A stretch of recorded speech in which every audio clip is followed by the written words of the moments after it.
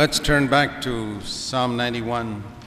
ಕೀರ್ತನೆ 91ನೇ ಅಧ್ಯಾಯಕ್ಕೆ ತಿರುಗಿಸೋಣ. If you remember, in our last session we saw ನಿಮಗೆ ನೆನಪಿದ್ರೆ ನಾವು ಕಡೆಯ ಕೂಟದಲ್ಲಿ these ನೋಡ್ಕೊಂಡು wonderful promises God has given us here. ಇಲ್ಲಿ ಕೆಲವು ಅದ್ಭುತ ವಾಗ್ದಾನಗಳನ್ನು ನೋಡಿಕೊಂಡ್ವಿ. And there are promises with conditions. ಕೆಲವು ವಾಗ್ದಾನಗಳಿಗೆ ಕೆಲವು ಕಾಯ್ದೆಗಳಿರುತ್ತೆ. Because he has loved me, I will deliver him. ಆತ ಪ್ರೀತಿಸಿದ್ರಿಂದ ಆತನನ್ನು ರಕ್ಷಿಸುವೆನು ಅಂತ I will set ಹೇಳುತ್ತೆ. him on high because he has known my name. ಅವನನ್ನು ಉದ್ಧರಿಸುವೆನು ಯಾಕೆಂದ್ರೆ ಅವನಿಗೆ ನನ್ನ ನಾಮ ಅರಿತವನಾಗಿದ್ದಾನೆ. Psalm 91 verse 14. 14ನೇ ವಚನ 91ನೇ ಅಧ್ಯಾಯ. And we looked at that first thing. There are only 3 conditions mentioned in these verses. ಇಲ್ಲಿ 3 ಕಾಯ್ದೆಗಳನ್ನು ತಿಳಿಸಿದ್ದಾರೆ. He loves me, ಆತ ಪ್ರೀತಿಸ್ತಾನೆ, he has known my name, ಆತನ ನಾಮ ಅರಿತವನಾಗಿದ್ದಾನೆ, and he calls upon me. ನನ್ನಲ್ಲಿ ಮೊರೆ ಇಡ್ತಾನೆ. And the promises are at least 8 of them. The promises, ಈ ವಾಗ್ದಾನಗಳು, there are 8 of them. 8 I ವಾಗ್ದಾನಗಳು. will deliver him. ನಾನು I will ರಕ್ಷಿಸ್ತೇನೆ, I will set him on high. ಉದ್ಧರಿಸುವೆನು, I will answer him. ಅವನಿಗೆ ದಯಪಾಲಿಸುವೆನು, I will be with him in trouble. ಅವನನ್ನು ಘನಪಡಿಸುವೆನು, I will rescue him. ಆತನನ್ನು ಕಾಪಾಡುವೆನು, I will honor him. ಆತನನ್ನು I ಘನಪಡಿಸುವೆನು, will satisfy him. ತೃಪ್ತಿಪಡಿಸುವೆನು, And he will let him see my salvation. ಅವನನ್ನು ನನ್ನ ರಕ್ಷಣೆಯನ್ನು ತೋರಿಸುವೆನು. Now God keeps his word if we keep the conditions. ನಾವು ಆತನ ಕಾಯ್ದೆಗಳನ್ನು ಅನುಸರಿಸಿದ್ರೆ, ಆಜ್ಞೆಗಳನ್ನು ಅನುಸರಿಸಿದ್ರೆ And we saw ವಾಗ್ದಾನಗಳನ್ನು ನೆರವೇರಿಸ್ತಾರೆ. We saw the first thing is always to love him with all our hearts. ನಾವು ನೋಡಿದೆವು ಇದರಲ್ಲಿ ಉತ್ತಮವಾದದ್ದು ದೇವರನ್ನ ಪೂರ್ಣ ಹೃದಯದಿಂದ ಪ್ರೀತಿಸೋದು. Now we want to look at this, and let me repeat what I said last time, that to love God we need to first understand how much he loves us. ನಾನು ಮೊದಲೇ ತಿಳಿಸಿದಂತೆ ದೇವರನ್ನ ಪ್ರೀತಿಸಲಿಕ್ಕೆ ದೇವರು ನಮ್ಮನ್ನು ಎಷ್ಟು ಪ್ರೀತಿಸಿದ್ದಾರೆ ಅನ್ನೋದನ್ನ ನೋಡ್ಕೊಳ್ಳೋದು ಮುಖ್ಯ. And we must know how much he has forgiven us.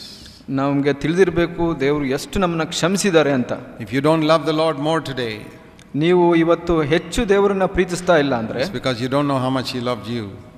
ನೀವು ದೇವರು ಎಷ್ಟು ನಿಮ್ಮನ್ನ ಪ್ರೀತಿಸಿದ್ದಾರೆ ಅನ್ನೋದು ಅರ್ಥ ಇಲ್ಲ. Or you have forgotten how ಆದ್ರೆ much ನೀವು he has forgiven you.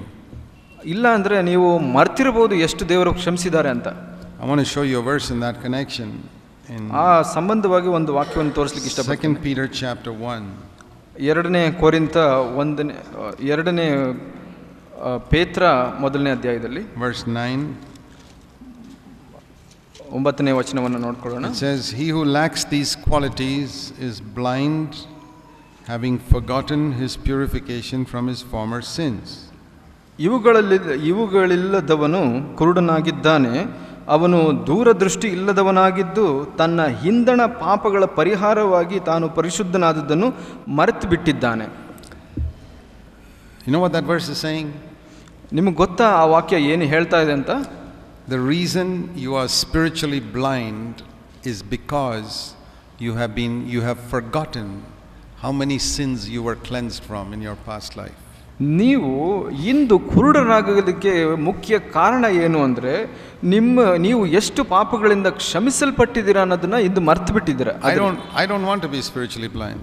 ನಾನು ಆತ್ಮೀಕವಾಗಿ ಕುರುಡನಾಗಲಿಕ್ಕೆ ಬಯಸೋದಿಲ್ಲ. But if I forget how much I have been cleansed in my past life, I will be spiritually blind. ನಾನು ಎಷ್ಟು ನನ್ನ ಪಾಪಗಳಿಂದ ತೊಳೆಯಲ್ಪಟ್ಟಿದ್ದೇನೆ ಅನ್ನೋದು ಮರ್ತು ಬಿಟ್ರೆ ಇಂದು ನಾನು ಕೂಡ ಕುರುಡನಾಗಿಬಿಡ್ತೇನೆ. Let me repeat, we must never feel guilty about even a single sin in our past life if we have confessed all of them. ನಾವು ನಮ್ಮ ಪಾಪಗಳನ್ನು ಆತನಿಗೆ ವಿಜ್ಞಾಪನೆ ಮಾಡಿದ್ರೆ ಅದ್ರ ಬಗ್ಗೆ ನಾವು ಯಾವುದೇ ಅಪರಾಧ ಮನೋಭಾವ ಇಟ್ಕೊಳ್ಳೋ ಅವಶ್ಯಕತೆ ಇಲ್ಲ. Because we have been forgiven. ಯಾಕೆಂದ್ರೆ ನಾವು ಕ್ಷಮಿಸಲ್ಪಟ್ಟಿದ್ದೇವೆ. So in my life I'm not guilty about, I don't feel guilty about anything in my past. ನನ್ನ ಜೀವಿತದ ಬಗ್ಗೆ ಯಾವ ಬಗ್ಗೆ ಅಪರಾಧ ಮನೋಭಾವನ ಹೊಂದ್ಕೊಳ್ಳಲ್ಲ. Because the blood of Jesus has cleansed me. ಯಾಕೆಂದ್ರೆ ಎಲ್ಲ ಪಾಪಗಳು ಯೇಸುವಿನ ರಕ್ತದಲ್ಲಿ ತೊಳೆಯಲ್ಪಟ್ಟಿದೆ. Not even one small sin bothers me. ಈ ಒಂದು ಚಿಕ್ಕ ಒಂದು ಪಾಪ ಕೂಡ ನನ್ನನ್ನು ತೊಂದರೆ ಮಾಡೋದಿಲ್ಲ. Remembering, I try to remember all of them. ಆದರೆ ನೆನಪಿಡೋದು ನಾನು ಪ್ರತಿಯೊಂದನ್ನು ನೆನಪಿಟ್ಕೊಳ್ತೀನಿ. As often as possible. ಆಗಾಗ್ಗೆ ಸಾಧ್ಯವಾದಷ್ಟು. Why? ಯಾಕಂದ್ರೆ because I don't want to be spiritually blind. ನಾನು ಆತ್ಮಿಕವಾಗಿ ಕುರುಡನಾಗ್ಲಿಕ್ಕೆ ಬಯಸೋದಿಲ್ಲ. And ಅದರಿಂದ tell you another thing. ಇನ್ನೊಂದು ಹೇಳಲಿಕ್ಕೆ The ಬಯಸ್ತೇನೆ, reason we are very hard on other people is because we have forgotten how much we have sinned ourselves.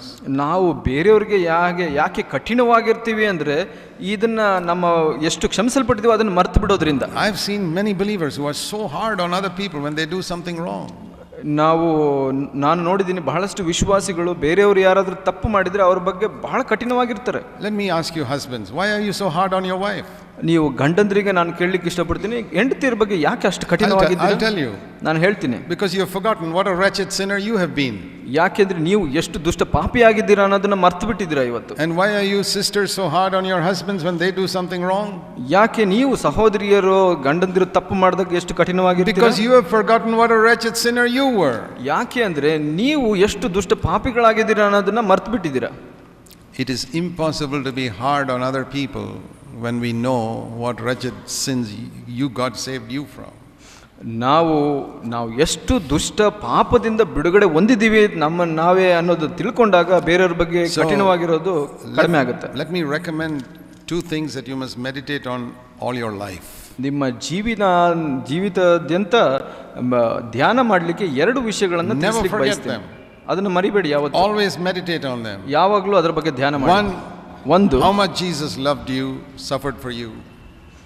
ಯೇಸು ನಿಮಗಾಗಿ ಎಷ್ಟು ಕಷ್ಟಪಟ್ಟಿದ್ದಾರೆ, ಕ್ಷಮಿಸಿದ್ದಾರೆ. How much he loved you. ಎಷ್ಟೊಂದು ಪ್ರೀತಿಸಿದ್ದಾರೆ ನಿಮ್ಮನ್ನ. And secondly, ಎರಡನೇದಾಗಿ, how many sins you committed in your life. ಎಷ್ಟು ಪಾಪಗಳನ್ನ ನೀವು ಮಾಡಿದಿರ ನಿಮ್ಮ ಜೀವಿತದಲ್ಲಿ. Let it always be in front of you, these two things. ಯಾವಾಗಲೂ ಈ ಎರಡು ಕಾರ್ಯಗಳು ನಿಮ್ಮ ಮುಖದ ಮುಂದೆ ಇರಲಿ. And then you will love the Lord with all your heart. ನಂತರ ನೀವು ದೇವರನ್ನ ಪೂರ್ಣ ಹೃದಯದಿಂದ ಪ್ರೀತಿಸಕ್ಕಾಗುತ್ತೆ. And then your problem of victory over sin will also be solved. ನಿಮ್ಮ ಈ ಪಾಪದ ಮೇಲೆ ಜಯದ ತೊಂದರೆ ಕೂಡ ಕಡಿಮೆ ಆಗುತ್ತೆ. If you try to love the Lord without meditating on these two things, ದೇವರನ್ನ ಈ ಎರಡು ವಿಷಯದ ಬಗ್ಗೆ ಧ್ಯಾನ ಮಾಡದೆ ದೇವರನ್ನ ಪ್ರೀತಿಸಕ್ಕೆ ಪ್ರಯತ್ನ ಪಟ್ಟರೆ, you'll be like a man building a house without a foundation. ನೀವು ಒಬ್ಬ ಮನುಷ್ಯ ಅಸ್ತಿವಾರ ಹಾಕದೆ ಕಟ್ಟಡ ಕಟ್ತಾ ಇರೋ ತರ ಇದ್ದೀರಾ. This is the foundation. ಇದೇ ಅಸ್ತಿವಾರವಾಗಿದೆ, on which you must build. ಅದರ ಮೇಲೆ ಕಟ್ಟಬೇಕಾಗಿದೆ. Okay, now we want to go to the second thing mentioned here. ಎರಡನೇ ವಾಕ್ಯಕ್ಕೆ ಹೋಗೋಣ. 14ನೇ ವಚನದಲ್ಲಿ it says, he has known my name and therefore I will set him on high. ನನ್ನ ನಾಮವನ್ನು ಅರಿತವನಾಗಿರುವುದರಿಂದ ಅವನನ್ನು ಉದ್ಧರಿಸುವೆನು ಅಂತ. See, like this verse we've been thinking of from the beginning, I will honor those who honor me. ನಾವು ಈ ವಚನವನ್ನು ಮೊದಲಿನಿಂದ ನೋಡ್ಕೊಳ್ಳದೆ ಇದ್ದಾಗ ಯಾರು ನನ್ನ ಸನ್ಮಾನಿಸ್ತಾರೋ ಅವ್ರನ್ನ ಸನ್ಮಾನಿಸುವೆನು ಅನ್ನೋದು it's a condition. ಅದು ಒಂದು ಕಾಯ್ದೆಯಾಗಿದೆ. If you don't honor him, he doesn't honor you. ನೀವು ಆತನಿಗೆ ಗೌರವ ಕೊಡಲಿಲ್ಲ ಅಂದ್ರೆ ನಿಮಗೆ ಸನ್ಮಾನಿಸೋದಿಲ್ಲ ಆತನು. What does it mean to know his name? ಆತನ ನಾಮವನ್ನು ಅರಿಯುವುದು ಅಂದ್ರೆ ಏನು? We all pray in the name of Jesus. ನಾವು ಎಲ್ಲರೂ ಯೇಸುವಿನ ಹೆಸರಿನಲ್ಲಿ ಪ್ರಾರ್ಥಿಸುವುದನ್ನು you need to understand what it means to pray in that name. ನಿಮಗೆ ಗೊತ್ತಿರಬೇಕು ಹಾಗಂದ್ರೆ ಏನು ಅಂತ. Let me turn you to Matthew chapter 1. ಮತ್ತಾಯ 1ನೇ ಅಧ್ಯಾಯಕ್ಕೆ ಹೋಗೋಣ. That's the first time we read about the name Jesus being spoken to somebody. ಇಲ್ಲಿ ಮೊದಲನೇದಾಗಿ ನೋಡ್ತೇವೆ ದೇವರ ವಾಕ್ಯದಲ್ಲಿ ಯೇಸುವಿನ ಹೆಸರನ್ನ ಬೇರೆಯವರಿಗೆ ತಿಳಿಸೋದನ್ನ. Nobody had ever heard the name Jesus before on the earth. ಅದರ ಮೊದಲು ಯಾರು ಯೇಸು ಅನ್ನೋ ಹೆಸರನ್ನ ಕೇಳಿದವರಾಗಿರಲಿಲ್ಲ. But now this name is being used by the angel. ಇದು ಮೊದಲನೇ ಸಲ ಇಲ್ಲಿ ನೋಡ್ತೇವೆ ಒಬ್ಬ ದೂತನಿಂದ ಉಪಯೋಗಿಸಲ್ಪಡುತ್ತೆ. Verse 21 of Matthew 1. 21ನೇ ವಚನ. The angel comes to Joseph and says, you shall call his name Jesus. ಯೋಸೇಫನ ಹತ್ರ ಒಬ್ಬ ದೇವದೂತನ ಬಂದು ಅವನ ಹೆಸರನ್ನ ನೀನು ಯೇಸು ಎಂದು ಕರೆಯಬೇಕು ಅಂತ. Long before that, ಅದರ ಬಹಳ ಮೊದಲು, many months before that, ಬಹಳ ತಿಂಗಳುಗಳ ಮೊದಲು, the same angel had gone to Mary. ಅದೇ ದೇವದೂತನು ಮೇರಿಯ ಬಳಿಗೆ ಹೋಗಿರ್ತಾನೆ and told her that she's going to have a child. ಆಕೆಗೆ ಹೇಳಿರ್ತಾನೆ ನಿನಗೆ ಒಂದು ಮಗು ಆಗುತ್ತೆ ಅಂತ. You read about that in Luke chapter 1. ಲೂಕ 1ರಲ್ಲಿ ಅದನ್ನ ನೋಡ್ಕೊಳ್ಬಹುದು. But he never told Mary what to call that child. ಅಲ್ಲಿ ಮೇರಿಗೆ ತಿಳಿಸಲ್ಪಡಲಿಲ್ಲ ಆತನ ಹೆಸರು ಏನು ಇಡಬೇಕು ಅಂತ. He just said the son of God is going to be born through you. ನೀನು ದೇವರ ಮಗನು ನಿನ್ನ ಮುಖಾಂತರ ಜನ್ಮಿಸಲಿದ್ದಾನೆ ಅಂತ ಹೇಳ್ತಾರೆ. Some months later, ಕೆಲವು ತಿಂಗಳು ಕಳೆದ ನಂತರ, when Joseph discovered that Mary was pregnant, ಕೆಲವು ತಿಂಗಳ ನಂತರ ಯೋಸೇಫನಿಗೆ ತಿಳಿಯುತ್ತೆ ಆಕೆ ಗರ್ಭಿಣಿಯಾಗಿದ್ದಾಳೆ ಅಂತ. Then the angel comes to Joseph ನಂತರ ದೂತನು ಯೋಸೇಫನ and ಬಳಿಗೆ says, ಬರ್ತಾನೆ. you must call his name Jesus. ನೀನು ಆತನ ಹೆಸರನ್ನ ಯೇಸು ಅಂತ ಕರಿಬೇಕು ಅಂತ ಹೇಳ್ತಾರೆ. That's the first time anybody used that name on this earth. ಈ ಭೂಮಿಯ ಮೇಲೆ ಮೊದಲನೆಯ ಸಲ ಒಬ್ಬ ಈ ಹೆಸರನ್ನ ಉಪಯೋಗಿಸಿದ್ದು ಇದೆ, In relation to the Savior.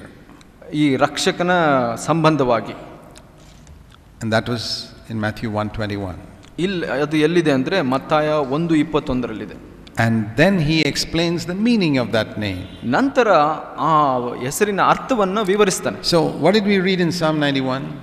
ನಾವು ಏನು ನೋಡಿದ್ವಿ ಕೀರ್ತನೆ 91. Because he has known my name, I will set him on high. ಆತನ ನನ್ನ ನಾಮವನ್ನು ಅರಿತವನಾದ್ದರಿಂದ ಆತನನ್ನು ಉದ್ಧರಿಸುವೆನು. When we know what that name means, ಅದರ ಅರ್ಥ, ಅದರ ಹೆಸರು ಏನು ಅಂತ ನಾವು ಇವಾಗ we ಗೊತ್ತಿದೆ. see there what God wants to do for us. ನಾವು ದೇವರು ಏನು ಮಾಡಲಿಕ್ಕೆ ಬಯಸ್ತಾರೆ ಅನ್ನೋದನ್ನ ನೋಡ್ತೀವಿ ಇಲ್ಲಿ. What is that? ಏನದು? His name means he shall save his people from their sins. ಅದರ ಅರ್ಥ ಏನಂದ್ರೆ ಆತನೇ ತನ್ನ ಜನರನ್ನು ಅವರ ಪಾಪಗಳಿಂದ ಬಿಡಿಸಿ ಕಾಯುವನು. So let's not forgive their sins. ಇದು ಪಾಪ ಕ್ಷಮಾಪಣೆ ಅಲ್ಲ. There's a difference between forgiveness and salvation. ರಕ್ಷಣೆ ಮತ್ತು ಪಾಪ ನಿವಾರಣೆಗೆ ವ್ಯತ್ಯಾಸವಿದೆ. You know that in your life. ಅದು ನಿಮಗೆ ಅರ್ಥವಾಗಿದೆ ನಿಮ್ಮ ಜೀವಿತದಲ್ಲಿ. See, when you, supposing you get angry or you lust or you tell lies, ನೀವು ಕೋಪಗೊಂಡ್ರೆ, ಸುಳ್ಳು ಹೇಳಿದ್ರೆ, ಮೋಹಿಸಿದ್ರೆ, and you say, Lord, forgive me. ಕರ್ತನೇ ನನ್ನನ್ನು ಕ್ಷಮಿಸು ಅಂತ He ಹೇಳ್ತೀವಿ. forgives you. ಆತ ಕ್ಷಮಿಸ್ತಾನೆ. But he hasn't saved you. ಆದರೆ ನಿಮ್ಮನ್ನು ರಕ್ಷಿಸಲಿಲ್ಲ ಆತ. Because tomorrow you may do the same 3 things again. ಆ 3 ವಿಷಯಗಳನ್ನು ನೀವು ನಾಳೆ ಕೂಡ ಮಾಡಬಹುದು. Were you forgiven? ನಿಮಗೆ ಕ್ಷಮಿಸಲ್ಪಟ್ಟಿದ್ದೀರಾ? Yes. ಹೌದು. Were you saved? ರಕ್ಷಿಸಲ್ಪಟ್ಟಿದ್ದೀರಾ? ಇಲ್ಲ. No. This is the condition of most believers. ಇದೇ ಬಹಳಷ್ಟು ಕ್ರೈಸ್ತರ ಪರಿಸ್ಥಿತಿ. They are forgiven, but they are not saved. ಅವರು ಕ್ಷಮಿಸಲ್ಪಟ್ಟಿದ್ದಾರೆ, ಆದರೆ ರಕ್ಷಣೆ ಹೊಂದಿಲ್ಲ. Forgiven of their sin, but not saved from their sin. ಅವರ ಪಾಪದಿಂದ ಕ್ಷಮಿಸಲ್ಪಟ್ಟಿದ್ದಾರೆ, ಆದರೆ ರಕ್ಷಣೆ ಹೊಂದಿಲ್ಲ. We must know what the name Jesus means. ನಮಗೆ ಗೊತ್ತಿರಬೇಕು ಯೇಸು ಅಂದರೆ ಎಂಬ ಪದದ ಅರ್ಥ ಏನು ಅಂತ. If it means only he will forgive their sins, ಅದರ ಅರ್ಥ ಏನು? ಬರೀ ಪಾಪ ನಿವಾರಣೆ ಅಂದರೆ, then of course we cannot expect anything more. ನಾವು ಅದಕ್ಕಿಂತ ಹೆಚ್ಚಾಗಿ ಏನು ಬಯಸೋಕ್ಕಾಗೋದಿಲ್ಲ. But now listen. ನೀವು ಕೇಳಿಸ್ಕೊಳ್ಳಿ. The first time the word Jesus was used is here, and the angel said he will save his people from their sins. ಮೊದಲ ಸಲ ಯೇಸುವಿನ ಹೆಸರು ಇಲ್ಲಿ ಬಳಸಿದಾಗ ದೂತನು ಹೇಳಿದನು, ಆತನು ನಿಮ್ಮ ಪಾಪಗಳಿಂದ ಕಾಪಾಡಿ ಕಾಯುವನು ಅಂತಾನೆ. So the first thing you need to understand is the difference between being forgiven and being saved. ಮೊದಲನೇದಾಗಿ ನೀವೇನು ಅರ್ಥ ಮಾಡ್ಕೊಬೇಕು ಅಂದರೆ ಕ್ಷಮಾಪಣೆ ಮತ್ತು ರಕ್ಷಣೆಯ ಅರ್ಥ. Most Christians don't know that difference. ಆ ವ್ಯತ್ಯಾಸ ಬಹಳಷ್ಟು ವಿಶ್ವಾಸಿಗಳಿಗೆ ಗೊತ್ತಿಲ್ಲ. When you ask a person, are you saved? ಒಬ್ಬ ಮನುಷ್ಯನಿಗೆ ನೀನು ರಕ್ಷಣೆ ಹೊಂದಿದೀಯಾ ಅಂತ ಕೇಳಿದ್ರೆ They say yes. ಹೌದು ಅಂತ ಹೇಳ್ತಾರೆ. But they don't mean that they are saved. ಅವರು ಅದು ನಿಜವಾಗಿ ಒಪ್ಕೊಳ್ಳೋದಿಲ್ಲ. What they mean is they are forgiven. ಅವ್ರು ಏನು ಹೇಳ್ತಾ ಇದ್ದಾರೆ ಅಂದ್ರೆ ನಾವು ಕ್ಷಮಿಸಲ್ಪಟ್ಟಿದ್ದೀವಿ Because if you ಅಂತ. ask them, are you really saved from your sins? ನೀವು ಮತ್ತೆ ಕೇಳಿದ್ರೆ ಇನ್ನೂ ಪಾಪಗಳಿಂದ ನೀನು ರಕ್ಷಣೆ ಹೊಂದಿದೀಯಾ ಅಂತ ಕೇಳಿದ್ರೆ No, I am still defeated by those sins. ಇಲ್ಲ, ನಾನು ಅದರಲ್ಲಿ ಸೋಲ್ತಾ ಇದ್ದೀನಿ ಇನ್ನು ಅಂತ ಹೇಳ್ತಾರೆ. Then you haven't understood what the word Jesus means. ಅದು ಏನಂದ್ರೆ ನಿಮಗೆ ಯೇಸು ಎಂಬ ಪದದ ಅರ್ಥ ಇನ್ನೂ ಗೊತ್ತಿಲ್ಲ. You have misunderstood. ನೀವು ತಪ್ಪಾಗಿ ಅರ್ಥ ಮಾಡ್ಕೊಂಡಿದ್ದೀರಾ. It's not he will forgive his sin, he will save. ಅದು ಆತ ನಿನ್ನನ್ನು ಕ್ಷಮಿಸ್ತಾರೆ ಅಂತ ಅಲ್ಲ, ಆತ ನಿಮ್ಮನ್ನು ರಕ್ಷಿಸ್ತಾನೆ ಅಂತ. And that is probably the condition of many of us sitting here. ನಮ್ಮಲ್ಲಿ ಬಹಳಷ್ಟು ಜನರು ಕುಳಿತವರಲ್ಲಿ ಅದೇ ಪರಿಸ್ಥಿತಿ ಇರಬಹುದು. When you hear a message like this, you should be really excited. ನೀವು ಈ ತರ ಒಂದು ಸಂದೇಶವನ್ನು ಕೇಳಿದಾಗ ಬಹಳ ಸಂತೋಷವಾಗಬೇಕು. Supposing you've gone and committed a murder. ನೀವು ಹೋಗಿ ಒಂದು ಕೊಲೆ ಮಾಡಿಬಿಟ್ಟಿರ್ತೀರಾ ಅಂತ ಅನ್ಕೊಳ್ಳಿ. You're locked up in jail for life. ನೀವು ಜೀವನಾವಧಿ ಕಾಲಕ್ಕೆ ಜೈಲಿನಲ್ಲಿ ಹಾಕಲ್ಪಟ್ಟಿದ್ದೀರಾ. And the relatives of the people who you murdered, ನೀವು ಸಾಯಿಸಿದ ಮನುಷ್ಯನ ನೆಂಟರಿಷ್ಟರು, they come to the jail and say, okay, we forgive you. ನಿಮ್ಮ ಜೈಲಿಗೆ ಬಂದು ನಿಮ್ಮನ್ನು ಕ್ಷಮಿಸಿದೀವಿ ಅಂತ ಹೇಳ್ತಾರೆ. We are happy. ಅವರು ಸಂತೋಷವಾಗಿ, you're happy, ನಿಮಗೂ ಸಂತೋಷ ಆಯ್ತು, because they have forgiven you. ಯಾಕೆಂದ್ರೆ ಅವರು ನಿಮ್ಮನ್ನು ಕ್ಷಮಿಸಿದ್ದಾರೆ ಅಂತ. Are you saved from the prison? ನೀವು ಜೈಲಿನಿಂದ ರಕ್ಷಣೆ ಹೊಂದಿದ್ದೀರಾ? No, you're still in the prison. ಆದರೆ ನೀವು ಇನ್ನು ಜೈಲಿನಲ್ಲಿ ಇದ್ದೀರಾ. But if the judge says you can go free, ಆದರೆ ನ್ಯಾಯವಾದಿ ಬಂದ್ಬಿಟ್ಟು ನೀವು ಇಲ್ಲಿಂದ ಹೋಗಬಹುದು ಅಂತ ಹೇಳಿದ್ರೆ then you're a free man. ನಂತರ ನೀವು ಸ್ವತಂತ್ರ ಮನುಷ್ಯನಾಗ್ತೀರಾ. Now the condition of many believers is this. ಇಂದಿನ ಹೆಚ್ಚಿನ ಅಂಶ ವಿಶ್ವಾಸಿಗಳ ಪರಿಸ್ಥಿತಿ ಇದಾಗಿದೆ. They are forgiven but they are in a prison. ಅವರು ಕ್ಷಮಿಸಲ್ಪಟ್ಟಿದ್ದಾರೆ, ಆದರೆ ಒಂದು ಜೈಲಿನಲ್ಲಿದ್ದಾರೆ. ಅವರು prison of some sin. ಒಂದು ಪಾಪದವೆಂಬ ಜೈಲಿನಲ್ಲಿ. And the reason is they have not heard the truth. ಯಾಕೆ ಅಂದ್ರೆ ಅದಕ್ಕೆ ಕಾರಣ ಅವರಿಗೆ ಸತ್ಯ ಗೊತ್ತಾಗಿಲ್ಲ. Jesus said you will know the truth and the truth will set you free. ಯೇಸು ಹೇಳಿದನು ನಿಮಗೆ ಸತ್ಯ ತಿಳಿಸಲ್ಪಡುತ್ತೆ, ಅದರಿಂದ ಬಿಡುಗಡೆ ಹೊಂದುತ್ತೀರಾ ಅಂತ. The word gospel means good news. ಸುವಾರ್ತೆ ಎಂದರೆ ಒಳ್ಳೆಯ ಸಂದೇಶ ಅಂತ ಅರ್ಥ. Now is it good news just to know that you're forgiven but you'll always be defeated all your life? ಇದು ನಿಜವಾಗ್ಲೂ ಸುವಾರ್ತೆಯ? ನಿಮಗೆ ಕ್ಷಮಿಸಲ್ಪಟ್ಟಿರ್ತೀರಾ ಆದರೆ ಅದರಲ್ಲೇ ಯಾವಾಗಲೂ ಸೋಲ್ತಾ ಇರ್ತೀರಾ ಅನ್ನೋದು? I'd say to me that's about 10% good news. ನನಗೆ ಹೇಳೋದಾದ್ರೆ ಅದು 10% ಮಾತ್ರ ಸುವಾರ್ತೆ. But many people are happy with that. ಆದರೆ ಬಹಳಷ್ಟು ವಿಶ್ವಾಸಿಗಳಿಗೆ ಸಂತೋಷವಾಗಿದ್ದಾರೆ. ಅದರಲ್ಲಿ few people are not happy. ಅದರಲ್ಲಿ ಕೆಲವೇ ಜನರು ಸಂತೋಷವಾಗಿಲ್ಲ. ಅದರ ಬಗ್ಗೆ Lord there must be more than that. ಕರ್ತನೇ ಅದರಲ್ಲಿ ಅದಕ್ಕಿಂತ ಹೆಚ್ಚಿನದು ಯಾವುದೋ ಇರಬಹುದು ಅಂತ ಹೇಳ್ತೀರಾ? You forgave me in order to leave me in this wretched condition? ಕರ್ತನೇ ನನ್ನನ್ನು ಕ್ಷಮಿಸಿಬಿಟ್ಟು ಇದೇ ಪರಿಸ್ಥಿತಿಯಲ್ಲಿ ಬಿಡ್ಲಿಕ್ಕೋಸ್ಕರ ರಕ್ಷಿಸಿದ? No. ಇಲ್ಲ. You must know the truth. ಅದರ ಸತ್ಯ ಗೊತ್ತಾಗಬೇಕು. The gospel is ಸುವಾರ್ತೆ ಅಂದ್ರೆ he will save you from your sins.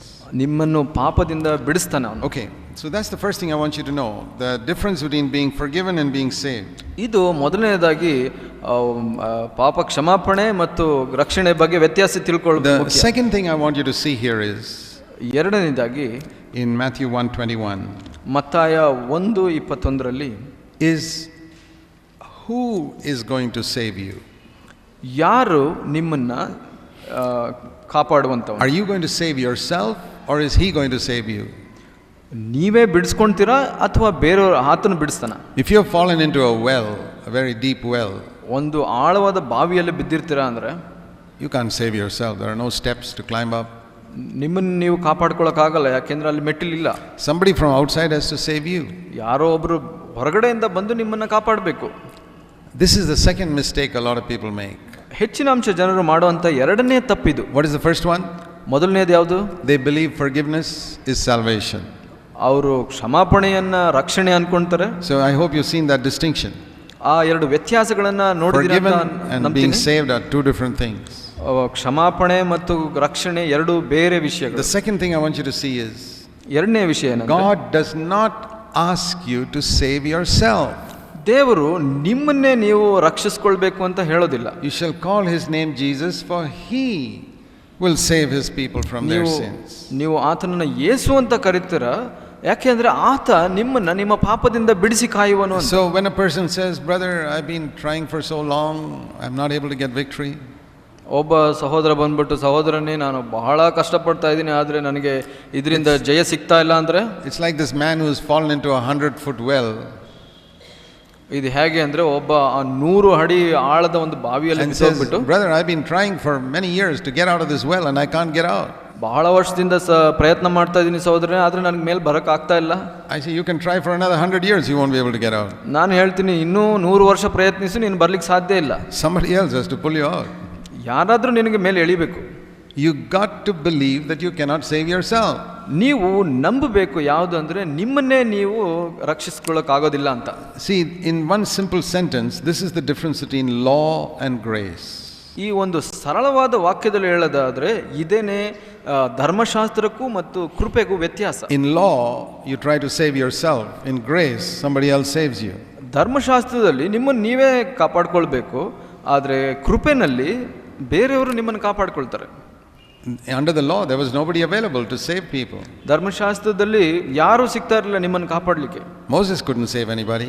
ಮೋಶೆ ಯಾರನ್ನೂ ರಕ್ಷಿಸಲಿಕ್ಕಾಗಿಲ್ಲ. Till Jesus came, there was no savior. ಯೇಸು ಬರೋವರೆಗೂ ಒಬ್ಬ ರಕ್ಷಕನಿರಲಿಲ್ಲ. God forgave people, but nobody could save them. ದೇವರು ಜನರನ್ನ ಕ್ಷಮಿಸಿದನು, ಆದರೆ ರಕ್ಷಿಸಲಿಕ್ಕಾಗಲಿಲ್ಲ. That's why the name Jesus is so wonderful. ಅದರಿಂದ ಯೇಸು ಅನ್ನೋ ಹೆಸರು ಬಹಳ ಅದ್ಭುತವಾದದ್ದು. We sing the song, Jesus is such a sweet name. ನಾವು ಒಂದು ಹಾಡಿನಲ್ಲಿ ಹಾಡ್ತೀವಿ, ಎಷ್ಟು ಮಧುರವಾದ ಹೆಸರು Yeah, ಯೇಸುವಿನದು but it's a ಅಂತ. very powerful name ಅದು ಶಕ್ತಿಯುತವಾದ ಹೆಸರು. because it means one who came to save me from my sin. ಯಾಕೆಂದ್ರೆ ಅದರ ಅರ್ಥ ಒಬ್ಬನು ನಮ್ಮನ್ನ ರಕ್ಷಿಸುವಂತವನು ಅಂತ. And for that first lesson the Lord wants us to learn is I cannot save myself. ಅದಕ್ಕೆ ಮೊದಲನೆಯ ಕಲಿಬೇಕಾದ ಅಧ್ಯಾಯ ಯಾವುದು ಅಂದ್ರೆ ನನ್ನನ್ನು ನಾನು ರಕ್ಷಿಸ್ಲಿಕ್ಕೆ ಸಾಧ್ಯ ಇಲ್ಲ ಅನ್ನೋದು. That is very important for Christians to learn, but they take a long time to learn it. ಕ್ರೈಸ್ತರು ಕಲಿಯಬೇಕಾದ ಬಹಳ ಮುಖ್ಯವಾದ ವಿಷಯ ಇದು, ಆದರೆ ಅವ್ರು ಕಲಿಲಿಕ್ಕೆ ಬಹಳ ಸಮಯ ತಗೊಳ್ತಾರೆ. Now when it comes to forgiveness of sins, ಕ್ಷಮಾಪಣೆಯ ಪಾಪದ ಕ್ಷಮಾಪಣೆಯ ವಿಷಯ ಬಂದಾಗ, if I tell you you cannot do anything to forgive your own sin, ನೀವು ಏನು ಮಾಡ್ಲಿಕ್ಕೆ ಸಾಧ್ಯ ಇಲ್ಲ ನಿಮ್ಮ ಪಾಪವನ್ನು ಕ್ಷಮಿಸಲಿಕ್ಕೆ. you all believe that? ನಿಮಗೆಲ್ಲ ಗೊತ್ತೇ, ನಂಬ್ತೀರಾ ಅದನ್ನ? What did you to do to get forgiveness of sins? ಪಾಪ ಕ್ಷಮಾಪಣೆಯನ್ನು ಸ್ವೀಕರಿಸಲಿಕ್ಕೆ ನೀವೇನ್ Did you do ಮಾಡಿದ್ರಿ? one good work? ಏನಾದ್ರೂ ಒಂದು ಒಳ್ಳೆ ಕೆಲಸ No. ಮಾಡಿದ್ರಾ? ಇಲ್ಲ. Did you get forgiveness of sins by giving money to God ದೇವರಿಗೆ ಹಣ ಕೊಡೋದ್ರಿಂದ ನಿಮಗೆ ಕ್ಷಮಾಪಣೆ or going ಸಿಗ್ತಾ? on a pilgrimage ನೀವು ಒಂದು ಧರ್ಮ ಕೇಂದ್ರಕ್ಕೆ or giving ಹೋಗೋದ್ರಿಂದ, money to the poor ಬಡವರಿಗೆ ಹಣ ಕೊಡೋದ್ರಿಂದನಾ, or doing some other good deed? ಒಳ್ಳೆಯ ಕೆಲವು ಕಾರ್ಯಗಳನ್ನು ಮಾಡೋದ್ರಿಂದನಾ? It was free. ಇಲ್ಲ, ಅದು ಉಚಿತವಾಗಿ You ಸಿಕ್ಕಂಥದ್ದು. realized I can do nothing to get my sin forgiven. ನಿಮ್ಗೆ ಗೊತ್ತಿದೆ ನನ್ನ ಪಾಪವನ್ನು ಕ್ಷಮಿಸಲಿಕ್ಕೆ ನಾನು ಏನು ಮಾಡ್ಲಿಕ್ಕೆ ಸಾಧ್ಯ ಇಲ್ಲ ಅಂತ. Jesus did it all for me. ಯೇಸು ನನಗೆ ಎಲ್ಲವನ್ನು ಮಾಡಿದನು. I receive it freely. ನಾನು ಅದನ್ನ ಉಚಿತವಾಗಿ ಸ್ವೀಕರಿಸ್ತೇನೆ. I think everybody here understands that. ಅದು ಎಲ್ಲರಿಗೂ ಅರ್ಥ ಆಗುತ್ತೆ ಅಂತ ಅನ್ಕೊಂತೀನಿ. But you go to any non-Christian in the world ಯಾರೇ ಒಬ್ಬ ಅವಿಶ್ವಾಸಿ ಅಕ್ರೈಸ್ತನ ಹತ್ರ and ಹೋದ್ರೆ, ask him, ಅವನಿಗೆ ಕೇಳಿದ್ರೆ, how do you expect your sin to be forgiven? ನೀನು ಹೇಗೆ ನಿನ್ನ ಪಾಪ ಪರಿಹಾರ ಆಗ್ಬೇಕು ಅಂತ ಬಯಸ್ತೀಯ You know what ಅಂದ್ರೆ he'll say? ಅವನು ಏನ್ ಹೇಳ್ತಾನೆ ಗೊತ್ತಾ? I give money to the poor. ನಾನು ಬಡವರಿಗೆ ಹಣ ಕೊಡ್ತೀನಿ, I give money for God. ದೇವರಿಗೆ ಹಣ ಕೊಡ್ತೀನಿ, I go on pilgrimage. ನಾನು ಧರ್ಮ ಯಾತ್ರೆ ಮಾಡ್ತೀನಿ. They are trying to save themselves. ಯಾಕೆಂದ್ರೆ ಅವ್ರು ತಮ್ಮನ್ನೇ ಕಾಪಾಡ್ಲಿಕ್ಕೆ And ಪ್ರಯತ್ನ some of ಮಾಡ್ತಾ these ಇದ್ದಾರೆ. sadhus roll on the ground in order to get their sins ಕೆಲವರು forgiven. ಸಾಧುಗಳು ಉರುಳು ಸೇವೆ ಮಾಡ್ತಾರೆ, ಅವ್ರನ್ನ ಪಾಪದಿಂದ Some ಕ್ಷಮಾಪಣೆ go ಪಡ್ಕೊಳ್ಳಿ. and dip in a river to get their sins forgiven. ಯಾವುದೋ ಒಂದು ಕಾಲುವೆ ನದಿಯಲ್ಲಿ ಮುಳುಗ್ಲಿಕ್ಕೆ ಹೋಗ್ತಾರೆ. They are doing something to get their sins forgiven. ಅವರು ಯಾವುದೋ ಒಂದು ಮಾಡ್ತಾ ಇದ್ದಾರೆ ಅವ್ರ ಪಾಪ ಕ್ಷಮಾಪಣೆಗೋಸ್ಕರ. Exactly like you are trying to do something to get salvation from your sin. ಅದೇ ನೀವು ಹೇಗೆ ನಿಮ್ಮ ಪಾಪದಿಂದ ರಕ್ಷಿಸಿಕೊಳ್ಳಿಕ್ಕೆ ನೀವು ಏನು ಮಾಡ್ತಾ ಇದ್ದೀರೋ ಹಾಗೆ ಅವರು ಮಾಡ್ತಾ It's ಇದ್ದಾರೆ. very difficult for them to believe that Jesus will forgive them freely. ಅವರಿಗೆ ಬಹಳ ಕಷ್ಟಕರವಾದದ್ದು, ಯೇಸು ನಂಬಿದ್ರೆ ನನ್ನ ಕ್ಷಮಾಪಣೆ ಆಗುತ್ತೆ ಅಂತ. They say, no, we have to do something. ಇಲ್ಲ ಇಲ್ಲ, ನಾವು ಏನಾದರೂ ಮಾಡಲೇಬೇಕು ಅಂತ Just ಹೇಳ್ತಾರೆ. like it's difficult for you to believe that Jesus will save you from sin. ಅದು ಅದೇ ರೀತಿ ನೀವು ಕೂಡ ನನ್ನನ್ನು ಪಾಪದಿಂದ ರಕ್ಷಿಸ್ಕೊಳ್ಳಿಕ್ಕೆ ನಾನು ಏನಾದ್ರು ಮಾಡಬೇಕು No, ಅಂತ I have to ಹೇಳ್ತೀರಾ. do something. ನಾನು ಏನಾದರೂ ಮಾಡಬೇಕು ಅಂತೀರಾ. You are saying exactly what those non-Christians say for forgiveness of sins. ಆ ಅಕ್ರೈಸ್ತರು ಪಾಪ ಪರಿಹಾರಕ್ಕೆ ಏನು ಹೇಳ್ತಾ ಇದ್ದಾರೋ ಅದನ್ನೇ ನೀವು ಹೇಳ್ತಾ ಇದ್ದೀರಾ. So one day, one of those non-Christians suddenly realizes, I can do nothing. ಒಂದು ದಿವಸ ಆ ಒಂದು ಕ್ರೈಸ್ತ ಅನ್ಕೊಳ್ತಾನೆ, ಓ ನಾನು ಕಾಪಾಡಲಿಕ್ಕೆ ಏನು ಮಾಡ್ಲಿಕ್ಕೆ ಆಗಲ್ಲ ಅಂತ. Lord, I receive your forgiveness freely. ಕರ್ತನೆ, ನಿನ್ನ ಕ್ಷಮಾಪಣೆಯನ್ನು ನಾನು ಉಚಿತವಾಗಿ ಸ್ವೀಕರಿಸ್ತೀನಿ ಅಂತ ಹೇಳ್ತಾನೆ. He gets forgiveness like that. ಅವನಿಗೆ ಆ ರಕ್ಷಣೆ ಸಿಕ್ಬಿಡುತ್ತೆ, And one day, ಪರಿಹಾರ. ಒಂದು ದಿವಸ if you also realize, ನೀವು ಕೂಡ ಅರ್ಥ ಮಾಡ್ಕೊಳ್ತೀರಾ, I cannot save myself. ನನ್ನನ್ನು ನಾನು ರಕ್ಷಿಸ್ಕೊಳ್ಳಿಕ್ಕೆ ಸಾಧ್ಯ Jesus ಇಲ್ಲ, has to save me. ಯೇಸು ಮಾತ್ರ ನನ್ನನ್ನು ರಕ್ಷಿಸಬೇಕು ಅಂತ. That day, you will also understand victory over sin. ಅದೇ ದಿವಸ ನೀವು ಪಾಪದಿಂದ ಜಯ ಗಳಿಸೋದು ರಹಸ್ಯವನ್ನು ಅರ್ಥ So ಮಾಡ್ಕೊಂಡು, you see how your thinking is exactly the same as the thinking of that non-Christian. ನೀವು ಯೋಚನೆ ಮಾಡಿ, ನಿಮ್ಮ ಯೋಚನೆ ಕೂಡ ಆ ಅಕ್ರೈಸ್ತನ ಯೋಚನೆ ತರನೇ ಇದೆ ಅಲ್ಲ. You started with grace. ನೀವು ಕೃಪೆಯಿಂದ ಪ್ರಾರಂಭಿಸಿದ್ರಿ. How did you get forgiveness of sins? ಪಾಪ ಪರಿಹಾರ ಹೇಗೆ ಪಡ್ಕೊಂಡ್ರಿ? By grace. ಕೃಪೆಯಿಂದ. But you try to get victory over sin by coming under the law. That's the mistake. ಇಲ್ಲಿ ತಪ್ಪು ಏನಂದ್ರೆ ಧರ್ಮಶಾಸ್ತ್ರದಿಂದ ನಾವು ಪಾಪ ಜಯಗಳಿಸಬಹುದು ಅಂತ ಅನ್ಕೊಂಡ್ರಿ, ಅದು ತಪ್ಪು. That's why he says in Galatians ಗಲಾತ್ಯದಲ್ಲಿ ಹೇಳುತ್ತೆ, chapter 3 3ನೇ ಅಧ್ಯಾಯದಲ್ಲಿ ನೋಡ್ಕೊಂತೀವಿ, verse 3. 3ನೇ ವಚನ. Galatians 3 verse 3. 3ನೇ ಅಧ್ಯಾಯ 3ನೇ ವಚನ. Are you so foolish?